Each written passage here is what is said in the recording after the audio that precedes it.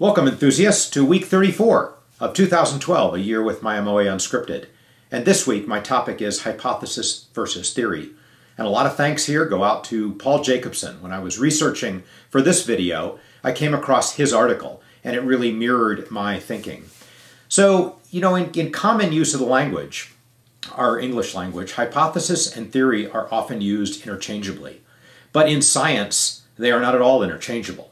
A hypothesis is basically a guess, where a theory is a proven hypothesis and one that is then accepted as fact. And so they are not at all interchangeable. And yet in luthery, I think people often treat the instrument, the ukulele, and the building of it and construction, they treat it as scientific fact and talk about things as if they are proven, as if they are theories. And they are at best, in my opinion, hypotheses. Now, I'm not trying to tear down anybody else, including ourselves. What I'm really just trying to say here is that luthery is a lot more of an art than a science. You see, if you're going to even try to prove something when you take, let's say, a ukulele. I've had people call and say, oh, I think Adirondack spruce would be better than Sitka spruce as bracing. Well, think about what it would take to prove that to be the case. We would have to do an experiment. We would have to, first of all, start out with a control ukulele, one that we build that is going to be our stable test case. And then we'd have to build another one where we just change one and only one variable. We might change the bracing material, but we can't change another thing about that. Now that presumes that we can build two ukuleles that are in fact exactly the same. Well, we've tried and failed. And we've built a lot of ukuleles, and we pride ourselves on the consistency. Anybody who's come to visit us would say that in terms of the shop and the setup and the way that we work and the tools and the templates, it's a pretty consistent process. So why do two instruments vary when our intent was to make them exactly, precisely the same?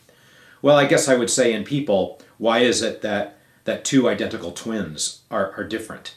Well, there are tiny things that are different about that instrument. Maybe the temperature was a little bit different. I don't know. Maybe it was a different amount of glue that was used. Maybe it's just that although the two ukuleles came from the same piece of wood, or pieces of wood, that within that piece of wood there are variations. And that would be my hypothesis.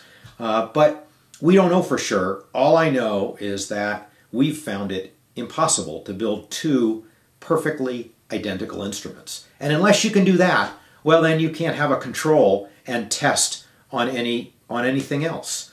The tests would have to be incredibly rigorous, and you would have to have a way of testing without destroying the instrument and so forth. Just think about the complexity of the problem. So the bottom line is that it's my belief that much of what we talk about in luthery is hypothesis, and it's hypothesis on the part of the individual builder. That doesn't mean it's wrong. It just means that it isn't proven. It's our best thinking based on our experience. It's also within the framework of the ukuleles we build and the way that we build them. So while Adirondack spruce, just to use that example, might be in fact the way to go for one person's ukulele, it might not be the way to go for another builder's ukulele. The ukulele is a closed system. It has a bunch of components that are designed to work together, and any good luthier has taken their designs and they've honed them to be the best that they can possibly be. I did an earlier article on does an instrument open up? And this is again something that is more hypothesis than theory.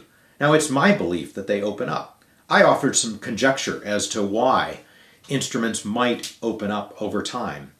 But in fact, it is not necessarily proven that it opens up because the wood relaxes.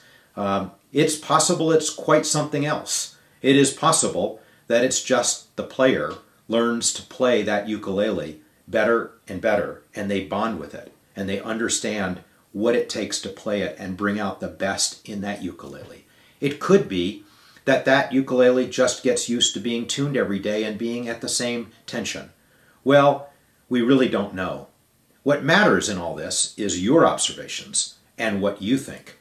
And I think what matters is finding a luthier whose basic approach and way of looking at things you agree with, because you're really buying into their experience set and their system. And with that, I'll leave it to next week. Thanks and goodbye.